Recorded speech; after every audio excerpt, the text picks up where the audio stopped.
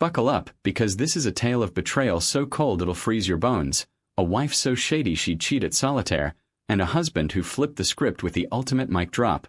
Complete, unbothered indifference. This isn't about revenge served cold. It's about serving nothing at all and watching the other side squirm. 3 years back, Matthew and Sophia were all in, saying their I dose with hearts in their eyes. Matthew was a solid guy, a bit of a dreamer, working a steady job in finance, always planning for a cozy future. Sophia, though, she was a firecracker, gorgeous, sharp-witted, and with a hunger for the spotlight that could outshine a Vegas marquee. She didn't just want a good life. She wanted a glamorous one, dripping with luxury and Instagram-worthy moments. At first, their differences were cute, like a quirky rom-com.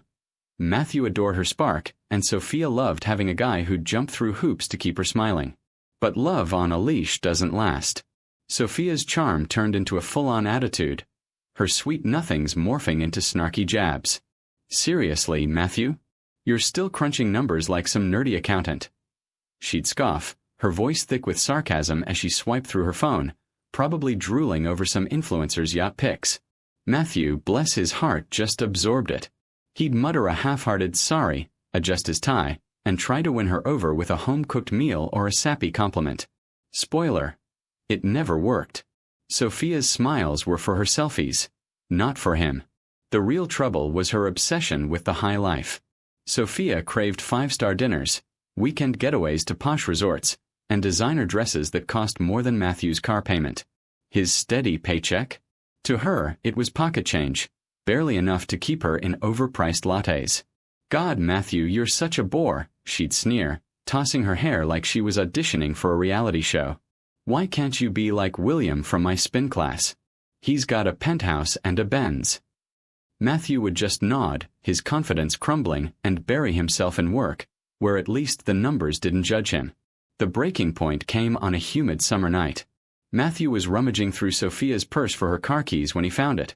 A hotel receipt, dated the same weekend she'd sworn she was at her mom's bedside in Ohio. The truth hit like a freight train.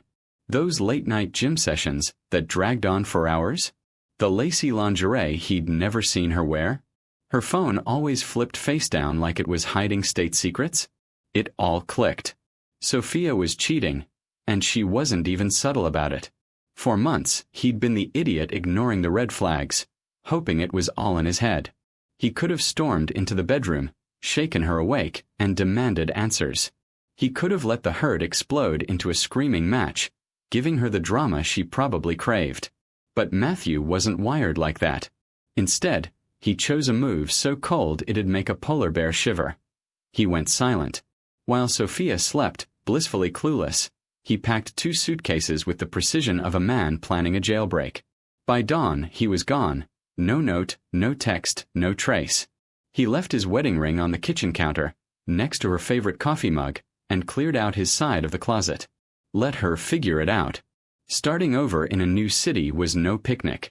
Matthew landed in a cramped apartment, took a new job at a smaller firm, and spent his days building a life from scratch. It was exhausting, like trying to piece together a puzzle with half the pieces missing. But here's the kicker. He didn't miss Sophia. Not really. The grief he'd expected never came. Instead, relief washed over him, like he'd been holding his breath for years and finally exhaled. The constant tension of their marriage, the eggshell walking, the second guessing had vanished. For the first time in forever, he felt light. Sophia, meanwhile, went full-on detective mode. His old phone lit up with her calls and texts, a barrage of "Where are you?" and "We need to talk," that he ignored like spam emails. She even roped in his family, spinning wild tales about Matthew having a breakdown, begging them to spill his location. He'd seen it coming, though, and had already asked his brother, parents, even his old college buddy, to keep their lips sealed. No one gave her a crumb. By month 3, her calls tapered off. By month 6, Matthew realized he hadn't thought about her in days. He was sleeping through the night, eating actual meals, and, get this, smiling again. The low-grade anxiety that had haunted their marriage was gone, replaced by a peace he hadn't known he'd lost. Then the universe, being the twisted jokester it is, decided to throw a curveball. 8 months after Matthew ghosted on a rainy Thursday night, He opened his apartment door to find Sophia standing there, looking like a drowned rat. Her designer coat was soaked, her mascara smudged, and she clutched a crumpled paper with his address scrawled on it. "Hey, Matthew," she whispered, her voice shaky, barely audible over the patter of rain. She looked small. Not the larger-than-life Sophia who'd once ruled his world, but a fragile, broken version, like a porcelain doll dropped one too many times. "How'd you track me down?" he asked, blocking the doorway, his tone flat as day-old soda. "Took months," she admitted, her eyes darting nervously. "I hired a private investigator. Can we talk? Please." The smart move would have been to slam the door. The healthy move would have been to stick to his boundaries. But curiosity, that sneaky little gremlin, nudged him to step aside and let her in. She perched on his couch like it might bite, her hands trembling as she launched into her spiel. "I know what you found, Matthew. I know why you left. It's over. Has been for months.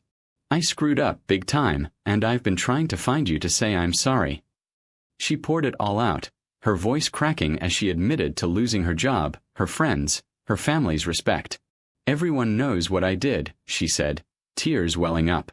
"But losing you, that's what broke me. I love you, Matthew. I never stopped." Here's where it gets wild.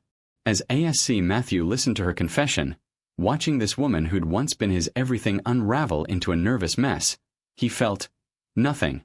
No rage, no pain, not even a smug sense of victory. Just a big, fat void where his feelings for her used to be. Her words bounced off him like rain on a windshield. He let her finish, her eyes pleading for forgiveness, for a second chance, for anything. "Sophia," he said, his voice calm, almost kind, "I'm glad you came. Really. But you need to hear this." Her face lit up, probably thinking he was about to offer her a lifeline. "I don't love you anymore. I don't hate you either. I don't feel a damn thing about you. You're just a stranger I used to know." Her hope shattered, her eyes dimming as his words sank in. "When I left, it wasn't about punishing you. It was about saving me. And these past 8 months, I found something incredible. I'm happier without you. Not because of your affair, but because we were wrong for each other. Maybe we always were." She left quietly, the rain still falling outside, finally getting it. Some endings don't come with fireworks or fights. They just come. Matthew didn't need her to suffer to feel whole. Her absence wasn't a wound. It was a gift. And as he closed the door behind her, he felt lighter than ever, free to keep building a life that was his and his alone.